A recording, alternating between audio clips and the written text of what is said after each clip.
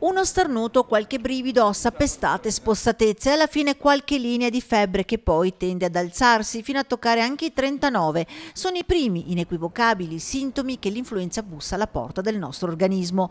Soggetti particolarmente sensibili sono gli anziani e chi soffre di patologie più o meno gravi. Contro l'influenza, che mette a letto ogni anno migliaia di persone, la Regione Veneto ha avviato da tempo una campagna di vaccinazione e anche quest'anno la macchina si è messa in moto.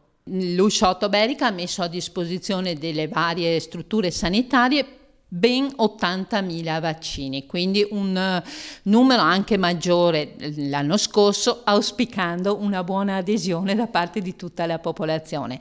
Vaccino distribuito in queste ore ai 200 medici di medicina generale del distretto est e ai 100 del distretto di Arzignano. La fascia dei soggetti vaccinabili sono circa 65.000 persone tra over 65 categorie a rischio.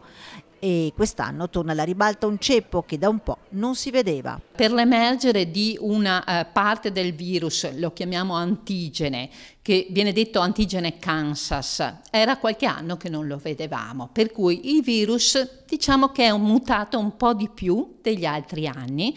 A parte le categorie a rischio, per tutti gli altri il consiglio nei prossimi mesi è di evitare luoghi affollati e chiusi, senza ricambio d'aria, lavare spesso le mani e utilizzare fazzoletti usa e getta, oltre ovviamente uno stile di vita sano. Per chi vuole vaccinarsi invece, noi aspettiamo il picco epidemico fra fine dicembre e le prime settimane di gennaio, per cui il consiglio è di vaccinarsi da questa prossima settimana fino a circa metà dicembre, è il tempo giusto.